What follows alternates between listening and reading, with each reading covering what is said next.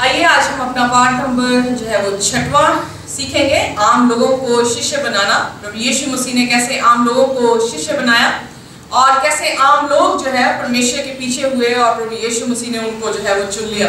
हम अगर देखें आम लोग और खास लोगों के बीच में, या इंग्लिश में हम कहते हैं कि ऑर्डिनरी और एक्स्ट्रा ऑर्डिनरी लोगों के बीच में एक दुनिया के रूप में या दुनिया में होते हुए हम देखते हैं कि कौन सी ऐसी डिफरेंस या भिन्नता है जिसमें हम ये कहते हैं कि ये आम व्यक्ति है और ये जो है वो खास व्यक्ति है। किस आधार में या किस क्षेत्र में हम लेकर एस्पेक्ट को, अगर लाइफ के किसी भी एस्पेक्ट को लेकर हम देखें तो कौन सा व्यक्ति हम ये कहते हैं कि वो आम व्यक्ति है।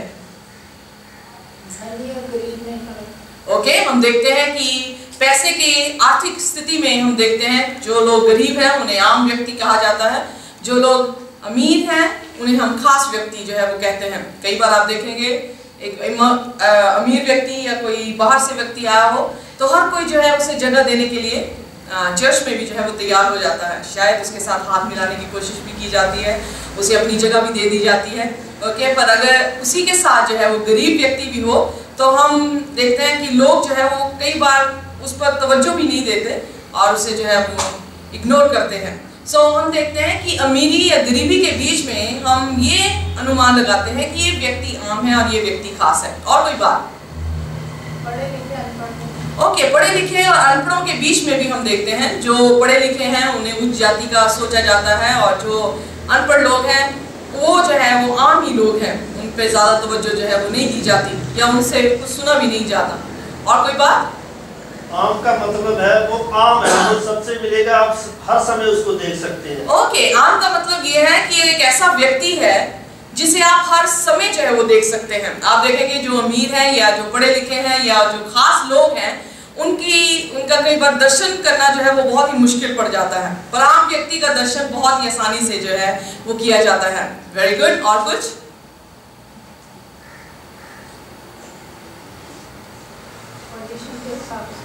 ओके, रुतबा हम देखते हैं। हम ये पाते हैं, जैसे आप बड़ी अच्छी तरह से इनके आंसर जो है वो दे रहे हैं, हम देखते हैं कि आप जो व्यक्ति अच्छा खाता है वो खास व्यक्ति है, या ना जो अच्छा पहनता है वो एक खास व्यक्ति बन जाता है, जो आर्थिक स्थिति में अच्छा है उसे हम देखते हैं कि वो खास व्यक्ति है, आम व्यक्ति नहीं है। आम व्यक्ति का पेशा जो है वो बहुत ही छोटा किस्म का पेशा होता है, जो खास व्यक्ति है उनके पेशे भी जो है वो बड़े अच्छे होते हैं। हम देखते हैं कि आम व्यक्ति को भी प्रभु यीशु मसीह ने शिष्य बनाया। अगर आप ध्यान से देखें प्रभु यीशु मसीह की किताब में कोई भी खास व्यक्ति नहीं है और कोई भी आम व्यक्ति नहीं है। ओके, उसकी किताब में सभी बराबर जो है वो व्यक्ति हैं, उसकी दृष्टि में सभी एक समान जो है वो लोग हैं। इसीलिए सिस्टर एलन जी वाइट ने कह रहे कि अगर एक ही व्यक्ति क्यों ना होता जिसने पाप कर दिया होता तब भी प्रभु यीशु मसीह आकर क्रूस पर ही उसके लिए क्या करते? जान देते। हर एक व्यक्ति प्रभु यीशु मसीह के लिए खास है, कोई भी ऐसा व्यक्ति नहीं है जो प्रभु यीशु मसीह के लिए आम हो। पर आज हम देखेंगे दुनिया के इस देखने पर जो लोग आम थे, यानी मछुआरे थे या खेती का काम करते थे या वो बढ़ई का काम करते थे, पर परमेश्वर की दृष्टि में वो लोग इतने खास हुए कि प्रभु यीशु मसीह ने उनको चुना कि वो उसके क्या बन जाए? शिष्य बन जाए। आइए अपनी याद करने की आयत को हम देखेंगे जो कि मरकुस उसका पहला अध्याय और उसकी 16वीं से 18वीं आयत तक जो है वो पाई जाती है। आपकी क्वार्टरली में भी है, अगर बाइबल निकालना चाहते हैं आप अपनी बाइबल भी निकालिए, पर आज हम इकट्ठे इस आयत को जो है वो पढ़ेंगे। मरकुस उसका पहला अध्याय उसकी 16वीं से 18वीं आयत। गलील की झील के किनारे किनारे जाते हुए उसने शमौन और उसके भाई इंद्रियास को झील में जाल डालते देखा, क्योंकि वे मछुए थे। और यीशु ने उनसे कहा, मेरे पीछे आओ, मैं तुमको मनुष्यों के मछुए बनाऊंगा। वे तुरंत जालों को छोड़कर उसके पीछे हो लिए। ये कितनी खूबसूरत आयत है। इस खूबसूरत आयत में आपको क्या ढूंढने को मिलता है? What you learn from this verse?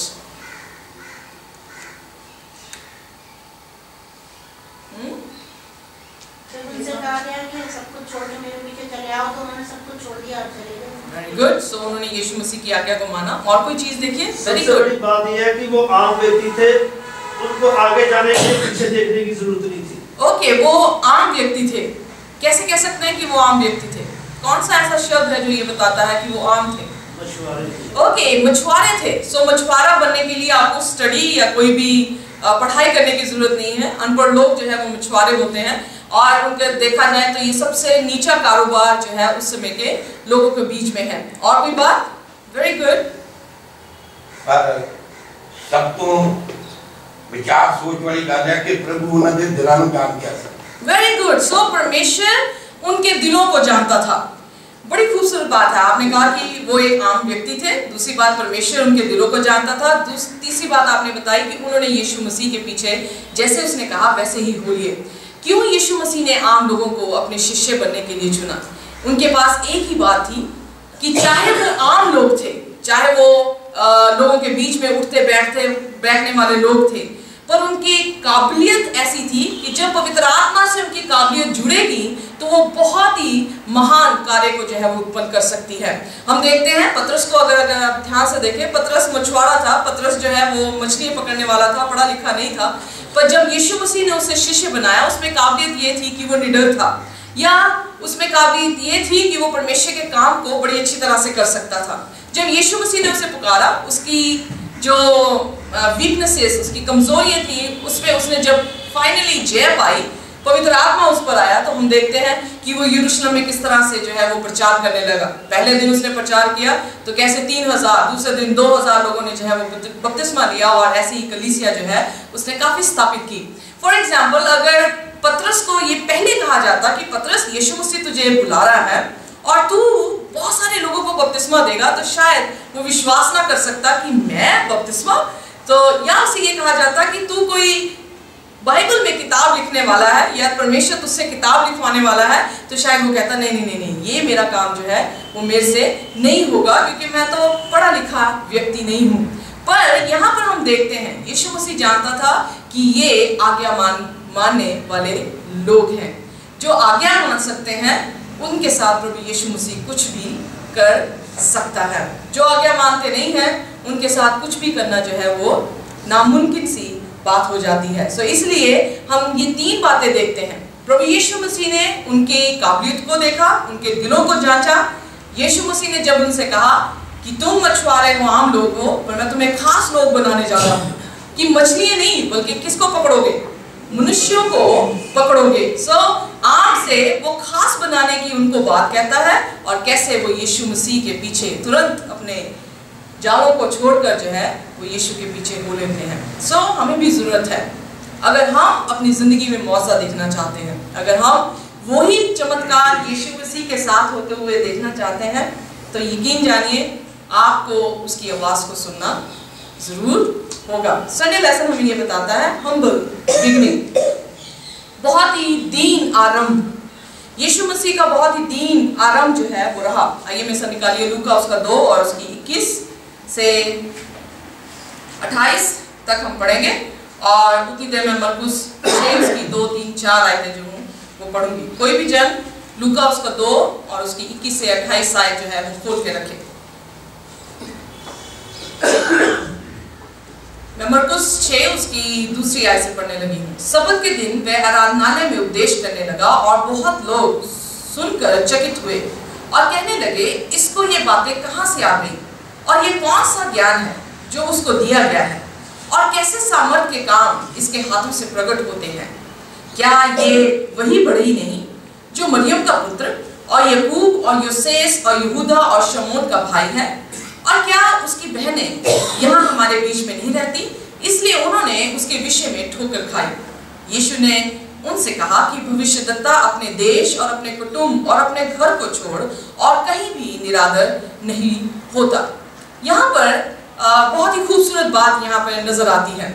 यीशु मसीह जो है वो उनके बीच में जो है वो बड़ा। पहली चीज हम यहाँ पे ये देखेंगे, यीशु मसीह भी आम व्यक्ति था। राइट? कैसे आम व्यक्ति था?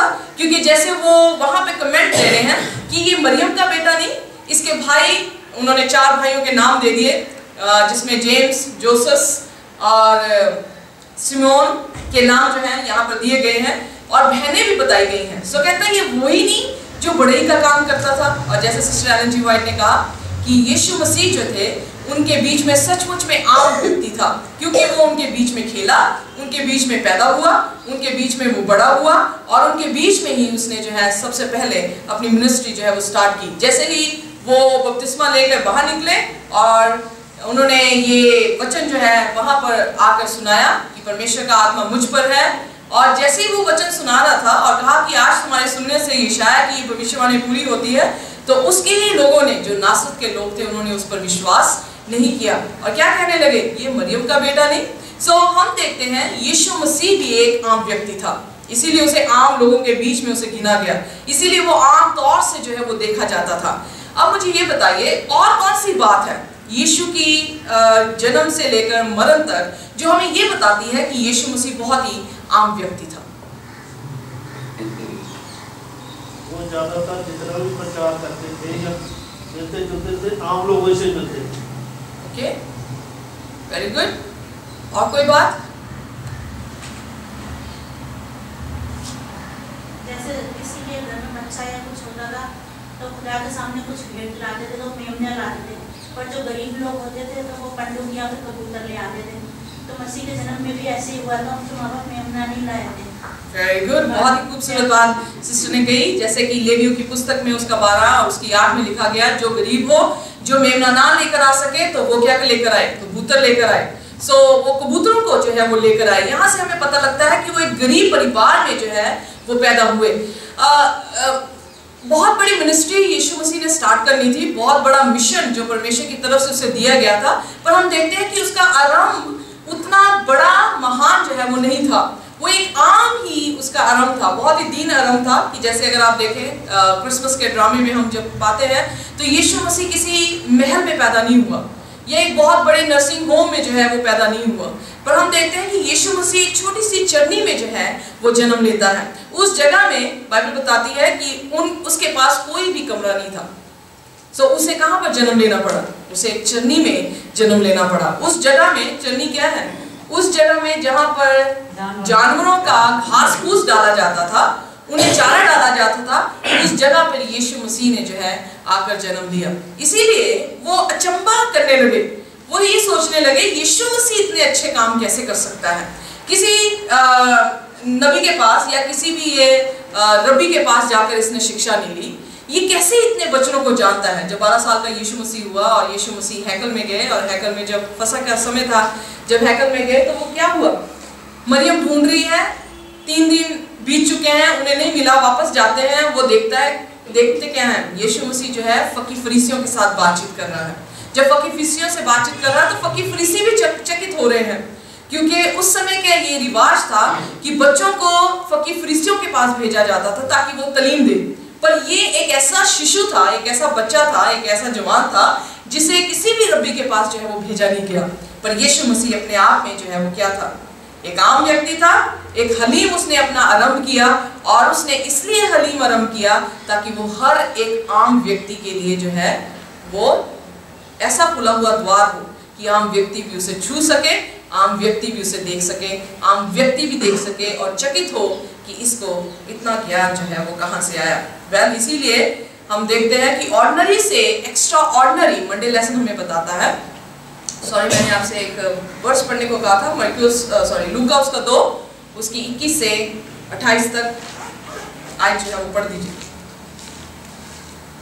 कोई भी जन। लूका उसका 2 21 से 28। जब 8 दिन पूरे हुए और उसके खतने का समय आया तो उसका नाम यीशु रखा गया, जो स्वर्गदूत ने उसके पेट में आने से पहले कहा था। जब मूसा की व्यवस्था के अनुसार उनके शुद्ध होने के दिन पूरे हुए तो वह उसे यरूशलेम में ले गए कि प्रभु के सामने लाएं, जैसा कि प्रभु की व्यवस्था में लिखा है, हर एक पहलौठा प्रभु के लिए पवित्र ठहरेगा।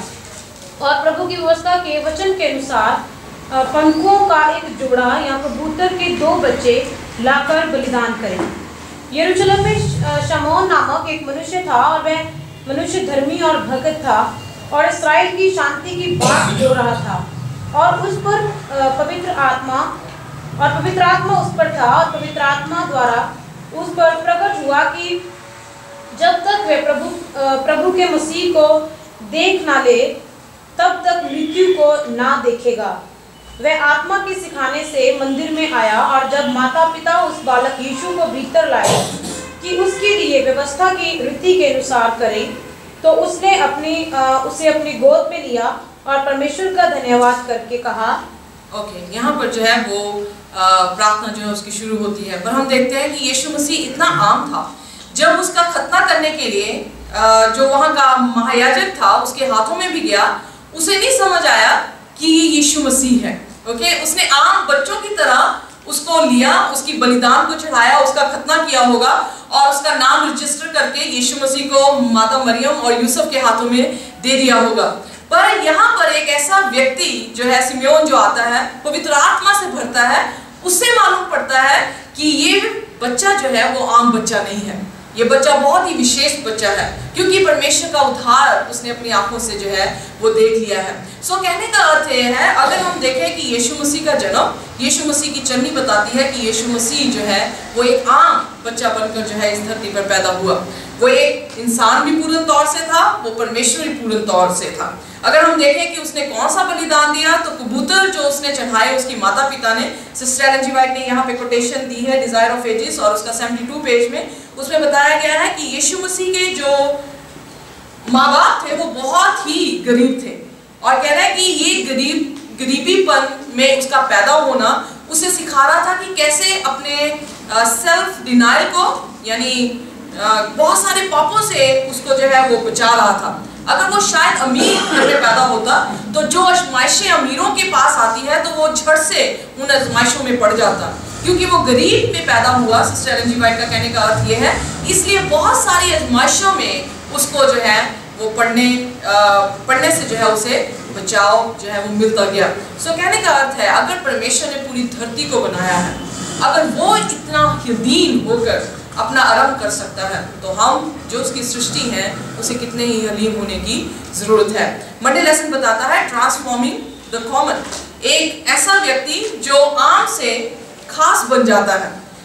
देखिए वैसा यूहन्ना उसका 2 और उसकी पहली 3 आयतें, यूहन्ना उसका 2 उसकी पहली 3 आयतें आप ऐसा निकाल के रखें, पढ़ दीजिए, निकाल के रखेंगे नहीं, पढ़ दीजिए। और एक जन निकाल के रखे मत्ती उसका 15 उसकी 32 से पढ़ेंगे। फिर तीसरे दिन गलील के काना में किसी का विवाह था और यीशु की माता भी वहाँ थी। यीशु और उसके चेले भी उस विवाह में निमंत्रित थे। जब दाखरस घट गया तो यीशु की माता ने उससे कहा, उनके पास दाखरस नहीं रहा। यीशु ने उससे कहा, हे महिला, मुझे तुझसे क्या काम, अभी मेरा समय नहीं आया। उसकी माता ने सेवकों से कहा, जो कुछ वह तुम्हें कहे वही करना।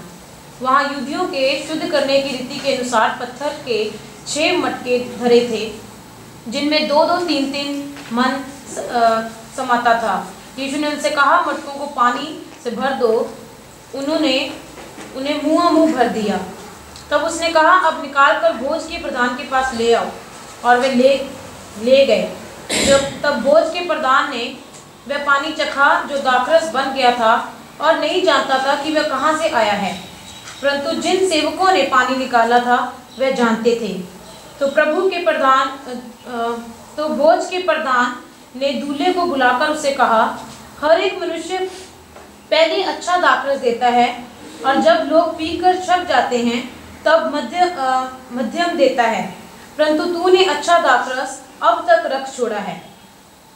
यीशु ने गलील के काना में अपना ये पहला चिन्ह दिखाकर अपनी महिमा प्रकट की और उसके चेलों ने उस पर विश्वास किया।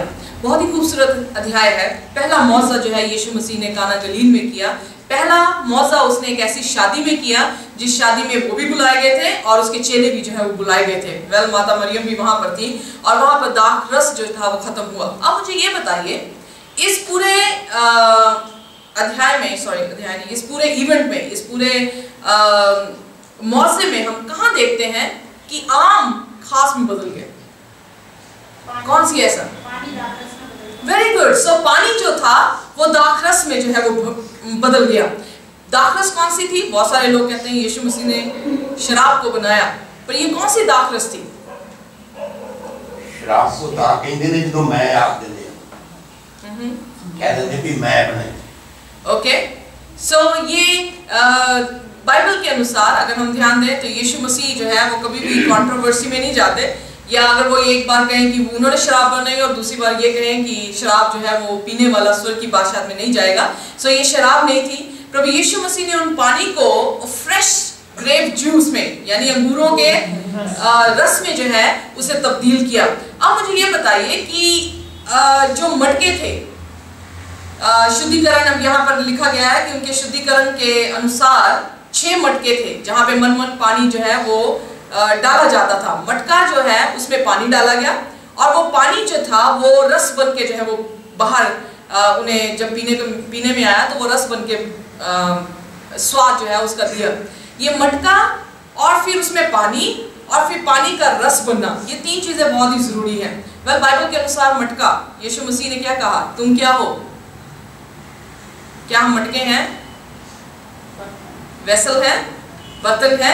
यीशु मसीह ने क्या कहा, मैं तुम्हार हूं, तुम मेरी मिट्टी हो। ओके, सो मिट्टी से क्या बना, बर्तन बना। सो अगर किसी भी जिंदगी में यीशु मसीह जैसे मटका इंसान को अगर दर्शाता है, उसमें पानी है, एक आम सी बात है। ओके, और उस पानी को वो रस में जो है वो बदलता है। रस जो है वो क्या दर्शाता है? अगर लॉर्ड सपर में हम देखें, लॉर्ड सपर में हमें क्या दिया जाता है, रोटी दी जाती है और अंगूरों का रस जो है वो दिया जाता है। रोटी क्या दर्शाता है, यीशु मसीह के बदन को, और वो रस जो है वो क्या दर्शाता है, उसके लहू को। ओके, सो ये प्रभु यीशु मसीह की वाचा है। से वाचा क्या है कि मेरे लहू से तुम क्या होगे, शुद्ध जो है वो किए जाएंगे। इसलिए शुद्धता की रीति के अनुसार वो मटके जो है पानी से भरे और वो पानी जो है वो किस में तब्दील हो गया, लहू में जो है। दूसरे भाषा में सिंबॉलिक वे में मैं बता रही हूँ कि वो लहू में जो है कन्वर्ट हो गया। कहने का अर्थ ये है कि अगर वो मटकों में पानी जो है वो रस बन गया तो हमारे जीवन में भी जो पवित्र आत्मा प्रवेश करता है, परमेश्वर हुक्म देता है, आपका आम जीवन जो है परमेश्वर की पवित्र आत्मा से बनकर फिर उसकी पहली वाचा में जो है तब्दील होता है। और वाचा क्या है कि तुम उसके लहू से क्या हो जाते हो, शुद्ध जो है वो हो जाते हो। एक और चीज बड़ी ध्यान से यहाँ पे देखने वाली है। सबसे पहला मौका यीशु मसीह ने क्या किया, यही किया। ओके, सो पानी को क्या बनाया, अंगूरों का रस बनाया। जब यीशु मसीह क्रूस पे मर रहे थे, सो सबसे अंत में क्या हुआ, क्या उसे दिया गया, सिरका। उसे सिरका जो है वो दिया गया। अंगूरों का रस अगर यीशु मसीह को दर्शाता है तो सिरका क्या दर्शाता है, हाँ? वो शराब को दर्शाता है। शराब सिंबॉलिकली क्या है, आपके पापों को या अशुद्धता को जो है वो दर्शाती है। जब यीशु मसीह ने अपना लहू दिया तो उसने आपके पापों को क्या कर लिया, अपने ऊपर जो है वो ले लिया। सो इसलिए हम खास बन जाते हैं। हम आम से क्या बनते हैं, खास बनते हैं। कैसे खास बनते हैं, जब यीशु के लहू से हम धुल जाते हैं। यीशु का लहू ही है जो आपको आम से खास में जो है तब्दील करता है। अगर आप देखें मत्ती उसका 15 अध्याय, उसमें भी हम देखेंगे 34 पद से जो है मैं पढ़ना शुरू करूंगी। यीशु ने उससे पूछा, तुम्हारे पास कितनी रोटियां हैं? उन्होंने कहा 7 और थोड़ी सी छोटी मछलियां। यहाँ पर एक ऐसा मौजा करने पर थे यीशु मसीह। बहुत सारे लोग वहाँ पे इकट्ठे थे, भूखे थे। यीशु मसीह ने कहा इन्हें कुछ दो। एक बार पहले भी 5000 लोगों को रोटियां उन्होंने खिलाई थी। अब 4000 लोगों की गिनती यहाँ पे बताई गई है। तब उसने लोगों को भूमि पर बैठने की आज्ञा दी और उन 7 रोटियों और मछलियों को ले धन्यवाद करके तोड़ा और अपने चेलों को देता गया। और चेले लोगों को और सब खाकर तृप्त हो गए। तो बचे हुए टुकड़ों से भरे हुए 7 टुकड़े उठाए और खाने वाली स्त्रियां और बालकों को छोड़ 4000 पुरुष थे। यहाँ पर 4000 पुरुषों की जो है वो गिनती आई। अब यहाँ पर मुझे बताइए कि आपने कहाँ पाया कि खास जो है आम जो है वो खास में बदल गया। 7 टोकरे थे और वेरी गुड। सो आम रोटियां जो थी वो खास बन गई। कैसे खास बनी? मल्टीप्लाई हो गया, ज्यादा मल्टीप्लाई, उसे जो है उस पे बढ़ोतरी जो है वो आ गई। और कितनी टोकरी बची? 7। नहीं, वो 5000 लोगों के टाइम में 12 टोकरियां बची। जब 4000 पुरुषों को खिलाया तो कहाँ कितनी टोकरी बची? 7। सो 7 रोटियां और कुछ मछलियां थी। अब यहाँ पर भी हम देखते हैं प्रभु यीशु मसीह ने ऐसा ही मौजा किया। ये इतना बड़ा मौजा नहीं। अगर यीशु मसीह इजरायली कौम को 40 साल तक मन्ना गिराकर भोजन दिला सकता है, तो इन 7 रोटियों को बदलकर जो 4000 पुरुषों को खिलाया, ये मौजा इतना बड़ा मौजा नहीं। पर ये रोटियां भी जो हम देखते हैं कि शायद जिस माँ ने इसे बनाया होगा या जिस बेटे ने वो टिफिन बॉक्स जो है वो दिया होगा, किसी ने भी दिया होगा, तो वो रोटियां आम बनी होंगी। और जब वो खाने पे 7 रोटियां हम देखे हैं तो 7 जन भी नहीं खा सकते। पर जैसे ही यीशु के हाथों में वो रोटियां गई और यीशु ने उन रोटियों पर प्रार्थना की, धन्यवाद परमेश्वर का किया इन रोटियों पर, तो वो रोटियां जो थी वो इतनी बढ़ गई कि वो सीधा 4000 से भी बढ़ के लोगों ने जो है उसे खाई। इतना ही नहीं, पर बाइबल ये बताती है कि उसमें कितनी टोकरियां बची? 7 टोकरियां जो है वो खाने की बच गई। सो कहने का अर्थ ये है, अगर आप अपना जीवन यीशु मसीह के हाथों में देते हैं, जो कुछ आपके पास है आप यीशु को देते हैं, तो यीशु उसमें ऐसा खास परिवर्तन जो है वो लेकर आ सकता है। सो वो इतना खास परिवर्तन आता है कि उसमें सिर्फ इतना ही नहीं कि वो खा के तृप्त होके चले गए, बल्कि उन्होंने टोकरियां जो बची थी शायद वो अपने अपने घरों में भी खाना लेकर गए होंगे और उन्होंने बताया होगा कि ये आम रोटी कैसे खास बनी कि यीशु ने हाथों में जब ये रोटियां पहुंची तो ये रोटियां बदलकर जो है बहुत सारे लोगों के पास जो है उन्हें खाना बनकर पहुंची। सो इसलिए यीशु मसीह ही ऐसा सामर्थी परमेश्वर है। क्या आपका पानी तो क्या आपका खाना। अगर पानी देखे तो यीशु मसीह ने कहा मैं जीवन का जल हूँ। अगर रोटी देखे यीशु मसीह ने क्या कहा? मैं जीवन की रोटी मैं हूँ। ये 2 ही ऐसी नेसेसिटीज हैं, जरूरतें हैं इंसान की, जिस पर इंसान का जीवन जो है वो आधारित है, एक पानी और एक रोटी। और उसी को प्रभु यीशु मसीह ने जब खास बनाया तो हमें देखने को ये मिलता है कि यीशु मसीह हमारी हर एक चीज को खास बना सकता है।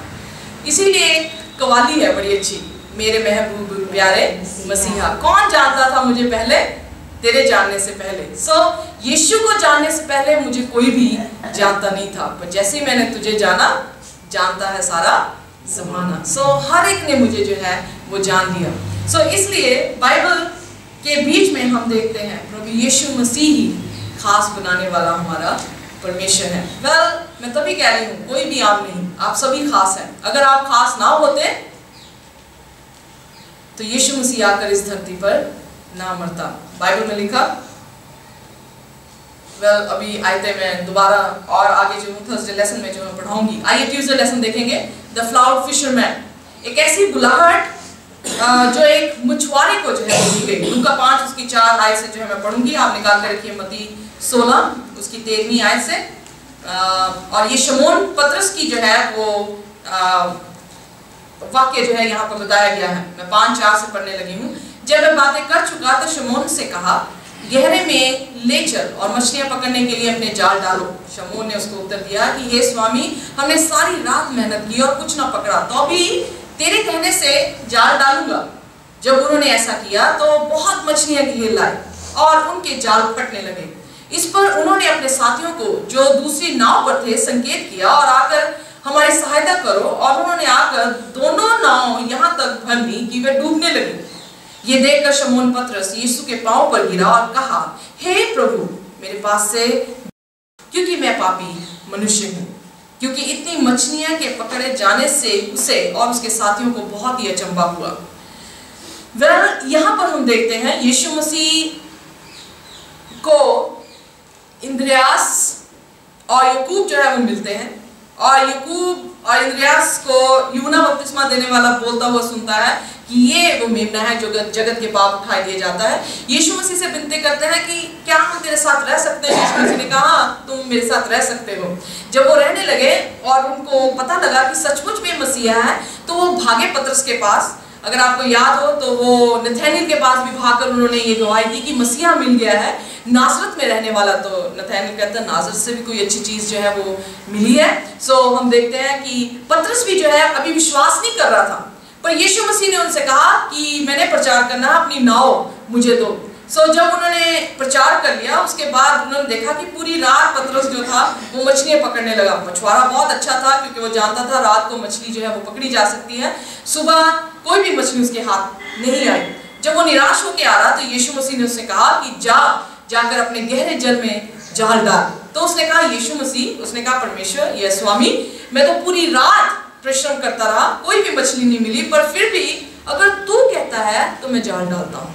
अब यहाँ पर फिर हमें देखने को मिलता है, चाहे उसकी अकल के अनुसार, उसके एक्सपीरियंस के अनुसार ये नामुमकिन बात थी कि सुबह जाल डालेगा और उसने मछली मिलेगी, पर उसने प्रभु की बात कही पर जो है वो विश्वास किया और उसने वैसा ही किया। कहता पर जब अगर तू कहता है तो मैं उसे डालता हूँ। जब डल गई तो मछलियां ढेर सारी आ गई, मुझे नहीं पता कितनी आई, पर ढेर सारी आई, इतनी जरूर आई कि उसकी नाव तो जो भरी रही थी, उसने जब संकेत किया तो 2 नाव को और बुलाया, शायद यूहन्ना याकूब की भी वो नाव होंगी, और वो इतनी नाव भर गई थी कि वो डूबने पर आ गई। ऐसी नाव होती थी, क्योंकि हम देखते हैं कि जब यीशु मसीह उस नाव पे जाता था तो 12 के 12 चेले उस नाव पे बैठे होते थे। 13 जन उस नाव पर सवार होते थे, तो यू कैन अंडरस्टैंड कि कितनी बड़ी होगी। इतनी मछलियां उनके पास आई, और फिर यहाँ पर देखने को मिलता है कि पतरस ने जब ये मौके को देखा कि कैसे प्रभु यीशु मसीह नामुमकिन को मुमकिन करता है, तो वो यीशु के पास आकर क्या करता है, गिरता है और यीशु से कहता है कि मुझसे दूर चला जा, क्योंकि मैं पापी मनुष्य हूँ।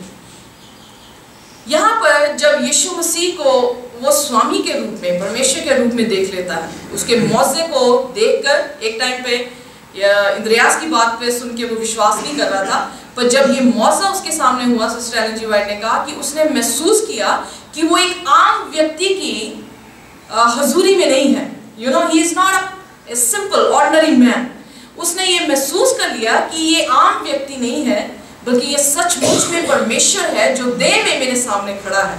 और उसने यीशु से कहा, क्योंकि वो जानता था कि मैं पापी हूँ, अपने अंधविश्वास को पहचानता था, यीशु से कहने लगा कि तू मुझसे दूर चला जा, क्योंकि मैं पापी मनुष्य हूँ। उसने झूठ नहीं बोला था, उसने सच ही बोला था कि वो पापी मनुष्य है। और हम देखते हैं उसके इतिहास में, उसकी जिंदगी के इतिहास में, कि किस प्रकार से वो पापी जो है वो इंसान था। यीशु मसीह को 3 बार उसने जो है इनकार किया, उसने कैसे अपने पर लानत डालकर और स्वेर करके जो है यीशु का 3 बार जो है वो इनकार कर रहा है। और फिर उसके बाद हम देखते हैं कि यीशु मसीह कहने लगा कि मैं मरने जाऊंगा, और कहता कि नहीं नहीं, तू कैसे मरने जाएगा। यीशु मसीह ने कहा, उसे धिक्कारा, उसे कहा, दुष्ट तू दूर हो, कि मेरे मिशन में तू जो है वो गड़बड़ी लेकर आ रहा है। कहने का अर्थ ये है कि पतरस सचमुच में पापी मनुष्य जरूर था, पर उसने यीशु मसीह को जब देख लिया तो यीशु मसीह उसे क्या कहता है, यीशु मसीह उसे कहता, मत डर शमौन, अब से तू मनुष्य को जीवता पकड़ा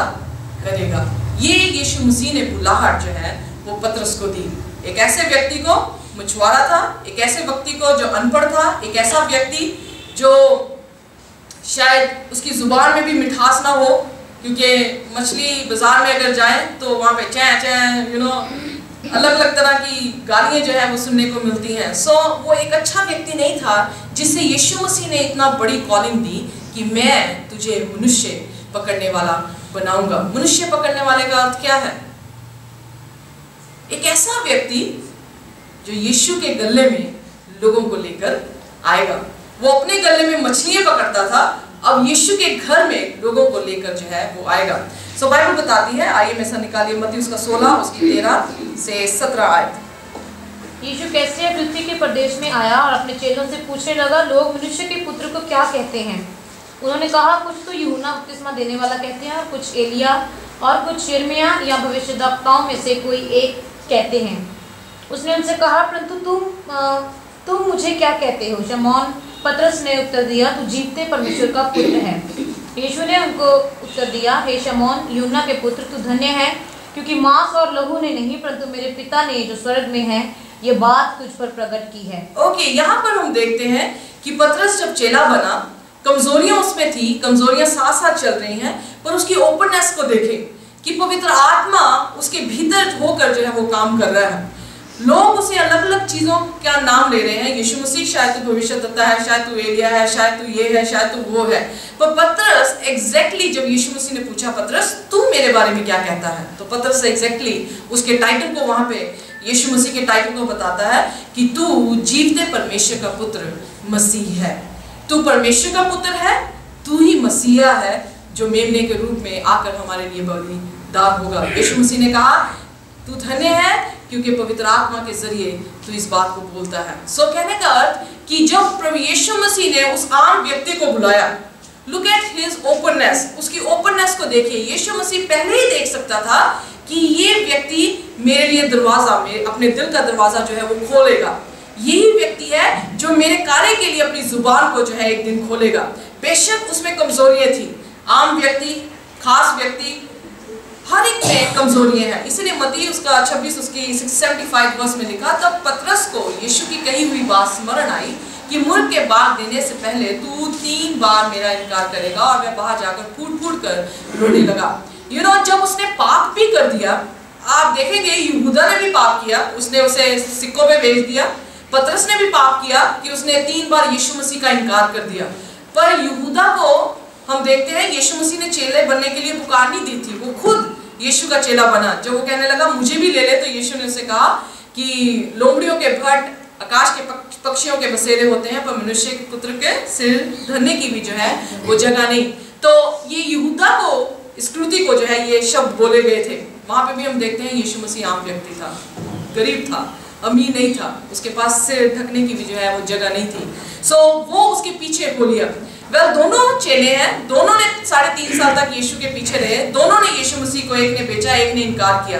पर जब यीशु मसीह ने, जिस दिन यीशु मसीह ने पतरस को बुलाहट दी, यीशु जानता था 3 बार मेरा इनकार करेगा, पर यीशु ये भी जानता था कि ये फूट फूट कर उसका क्या करेगा, पश्चाताप भी करेगा। इसलिए यहूदा इस कृति जो है उसका पाप क्षमा नहीं हुआ, पतरस का पाप जो है वो क्षमा हो गया। सो आम व्यक्ति था। कई बार हम अपने आसपास लोगों को देखते हैं, हम सोचते हैं इसका क्या, कुछ भी नहीं है, कोई हमें नहीं मालूम कि वो आम व्यक्ति परमेश्वर के लिए कितना खास व्यक्ति जो है एक दिन बन सकता है।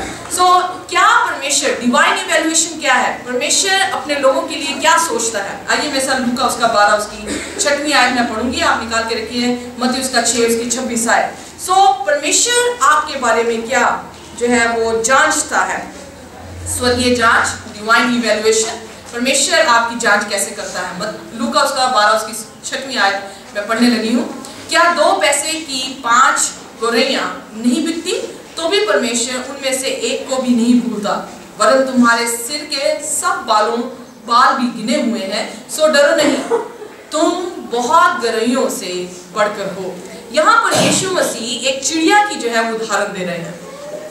यीशु मसीह कह रहा है क्या चिड़िया 1 पैसे की बिकती नहीं, चिड़िया का सबसे कम जो है वो दाम है, उसको खरीदने के लिए कम दाम है। फॉर एग्जाम्पल मैं आपको बताऊं कि वैल्यू अगर आप देखें, मच्छर की वैल्यू ज्यादा है या चिड़िया की वैल्यू ज्यादा है?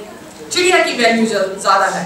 और यीशु मसीह यहाँ पर ये बताने की कोशिश कर रहे हैं कि अगर मैं चिड़िया का जो है, अगर एक भी गिरती है उसका ध्यान रखता हूँ, तो what about the human beings, और हम लोगों के बारे में यीशु मसीह के लिए वैल्यू कितनी है।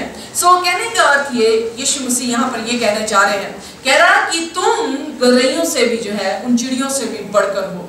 अगर मैं उनकी देखभाल करता हूँ, ध्यान दीजिए, वचन संहिता लिखने वाला कहता है, कह रहा परमेश्वर के सामने जो जानवर है वो उसकी तरफ देखते हैं और मुंह खोलते हैं, और परमेश्वर उनके मुंह को क्या करता है, भरता है। अगर आप यीशु मसीह की 6वें अध्याय, मत्ती 6वें अध्याय में देखें तो यीशु मसीह यही बता रहा है कि सुलेमान ने भी ऐसे कपड़े नहीं डाले जैसे मैंने रंग इन फूलों में जो है वो डाले हैं। उसने फिर कहा कि क्या चिंता करके तुम एक दिन भी अपना बढ़ा सकते हो। तो वो बार बार यही कहने की कोशिश कर रहा है कि you think you are smaller, you are not smaller. तुम सोचते हो कि शायद तुम्हारा कोई भी दाम नहीं, या तुम कोई खास व्यक्ति नहीं, तुम बहुत खास व्यक्ति हो। अगर मैं गौरैयों की, चिड़ियों की देखभाल कर सकता है, तो मैं तुम्हारी देखभाल क्यों ना करूंगा। फिर 25 आयत में लिखा है, इसलिए मैं तुमसे कहता हूँ कि अपने प्राण के लिए ये चिंता ना करना कि हम क्या खाएंगे और क्या पिएंगे, और ना अपने शरीर के लिए कि क्या पहनेंगे। क्या प्राण भोजन से और शरीर वस्त्र से बढ़कर नहीं। तो यीशु मसीह उनसे ये कहने की कोशिश कर रहा, अगर जानवरों को, चिड़ियों को जो बोते नहीं है, उनको खाना खिला सकता हूँ, तो तुम उनसे बहुत ही बहुमूल्य हो। इसीलिए प्रभु यीशु मसीह ने इतना मोल आपका दिया कि उसे क्रूस पर आकर आपके लिए जान देनी पड़ी। वो गौरैयों के लिए नहीं मरा, वो हमारे लिए आकर उसने जो है वो जान दी। मत्ती 6 उसकी 26 और 27 28 पढ़ दीजिए प्लीज। आकाश के पक्षियों को देखो कि वे ना तो बोते हैं और ना काटते हैं, ना ही खलियान में इकट्ठा करते हैं, फिर भी तुम्हारा स्वर्गीय पिता उनको खिलाता है। क्या तुम्हारा मूल्य उनसे बढ़कर नहीं? तुम में से कौन है जो चिंता करके अपनी आयु एक घड़ी भी बढ़ा सकता है? वस्त्र के लिए तुम क्यों चिंता करते हो? वन के फूलों को देखो कि वे कैसे बढ़ते हैं, और ना तो परिश्रम करते और ना काटते हैं। फिर भी मैं उनसे कहता हूँ कि तू सुलेमान भी अपने सारे विवाह में उनमें से एक के समान भी वस्त्र पहने हुए नहीं था। ओके, यहाँ पर पूरी व्याख्या जो है वो हो गई है कि परमेश्वर आपसे कितना प्रेम करता है। थर्सडे लेसन में एक श्रेणी रहित समाज, एक ऐसा समाज जो परमेश्वर बनाता है। कैसा बनाता है? प्रेरितों का काम उसका 2 उसकी 43 मैं अब आयतें झट से पढ़ने वाली हूँ। और सब लोगों पर भय छा गया और बहुत से अद्भुत काम और चिन्ह प्रेरितों के द्वारा प्रकट होते थे, और वे सब विश्वास करने वाले इकट्ठे रहते थे। उनकी सब वस्तुएं साझे की थी और वे अपनी संपत्ति और सामान बेच कर जिसकी आवश्यकता होती थी बांट दिया करते थे। हम देखते हैं कि यीशु मसीह ने एक ऐसे समाज को उत्पन्न किया, आम लोगों को चुना। वो आम लोग जब पवित्र आत्मा से भर गए, जब उन्होंने प्रचार किया, ऐसी तब्दीली उन्होंने इस धरती पर लेकर आए। उन्होंने धरती को जो है वो ट्रांसफॉर्म जो है बदल ही दिया। कैसे बदल दिया कि कोई भी उनके बीच में आम या खास ही नहीं रहा। बल्कि बाइबल यहाँ पे बताती है कि वो सभी ने अपनी संपत्ति बेचकर जैसे जैसे जिसकी जरूरतें थी वैसा वैसा उन्होंने अपना धन क्या कर दिया, लोगों में बांट दिया। उसमें ना कोई अमीर था और ना ही कोई गरीब था। इसीलिए गलातियों उसका 3 उसके 28 में लिखा, अब ना कोई यहूदी रहा और ना यूनानी, ना कोई दास ना स्वतंत्र, ना कोई नर ना नारी, क्योंकि तुम सब मसीह यीशु में एक हो। और यदि तुम मसीह के हो तो इब्राहिम के वंश और प्रतिज्ञा के अनुसार वारिस भी हो। बाइबल में लिखा, फिर पौलुस ने जब प्रचार किया उसने यही कहा, कोई यूनानी नहीं, कोई गलील नहीं, यानी कोई अमीर नहीं, कोई गरीब नहीं, कोई स्वतंत्र नहीं, कोई गुलाम नहीं, सब जो है प्रभु यीशु मसीह में क्या है, एक है। कहने का अर्थ यही था, यीशु मसीह ने यही सुसमाचार देने की कोशिश की। क्या सुसमाचार देने की कोशिश की? परमेश्वर से प्रेम करो और अपने भाई से प्रेम करो, अपने पड़ोसी से जो है वो प्रेम करो।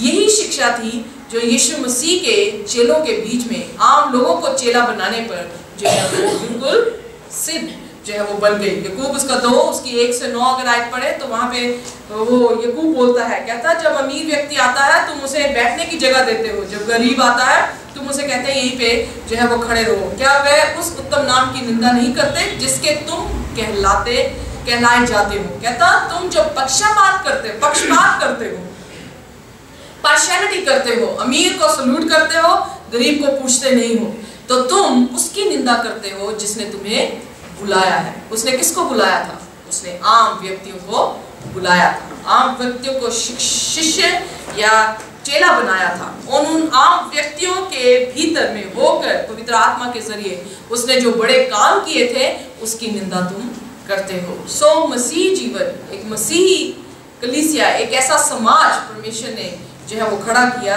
जो पक्षपात नहीं करता, जो ये नहीं कहता ये खास व्यक्ति है या ये आम व्यक्ति है, जो ये कहता है कि हम सब प्रभु में क्या है, एक है। आइए, अगर आप सचमुच में खास होना चाहते हैं, 12 वर्षों से एक औरत जो थी वो लहू बहने की समस्या में थी। अगर आप इस दृष्टांत को देखें, मौजे को देखें, उस औरत ने यीशु के पल्लू को पकड़ा और उस औरत का कोई भी नहीं था क्योंकि वो अशुद्ध औरत थी। जो अशुद्ध होते थे उनको घर में भी नहीं रखा जाता था, वो बाहर रहते थे। शायद वो अपने बच्चों के बालों को भी गूंद नहीं पाती होगी या बच्चों को छू भी नहीं सकती थी, क्योंकि जो छूता था अशुद्ध को वो खुद अशुद्ध हो जाता था। सो उसे अपने आप को शुद्ध करना पड़ता था। सो रीति के अनुसार वो अपने आप को नहाता धोता और शाम तक जो है वो शुद्ध होता था। सो इसलिए उस अशुद्ध औरत जो थी वो एक तरह की नोबडी थी, यानी वो कोई भी व्यक्ति खास नहीं थी, वो एक आम थी और आम से भी नीचे थी। पर इंग्लिश में बड़ा अच्छा शब्द लिखा, जब यीशु मसीह को उसने छुआ, यीशु मसीह ने कहा somebody touched me। इंग्लिश में शब्द बड़ा अच्छा है। She was nobody and Jesus called her somebody। यीशु मसीह है जो आपको खास बनाता है। बनिस्बत हमें जरूरत है कि हम आम उसके सामने आम बनकर, दीन बनकर जो है उसके सामने आए। अगर हम दीन बनते हुए यीशु के पास आएंगे, यकीन जानिए यीशु का आत्मा आपके जीवन में ऐसे कार्य करेगा कि आप स्वर्ग की बादशाहत में नोबडी नहीं बल्कि आप समबड़ी होंगे, और वो समबड़ी ऐसे होंगे जो यीशु के तख्त के दाहिने हाथ विराजमान होंगे। क्या हमें जरूरत नहीं कि हम भी आम बन जाए जैसे यीशु मसीह आम बनकर इस धरती पर आया, जो जमीन और आसमान को बनाने वाला था, इस धरती में वो आम हो गया। हमें भी जरूरत है कि हम अपनी सारी घमंड को, सारी अपने पैसे, अपने रुतबे, अपने पढ़ाई लिखाई को छोड़ते हुए हमें कैसे आम हो जाए जो यीशु से भी प्रेम करे और अपने भाई के साथ भी एक हो जाए, ताकि हम स्वर्ग की बादशाहत में हो सके। अपने सिरों को झुकाएंगे और हम प्रार्थना करेंगे, और कोई भी जन जो है हमारी प्रार्थना में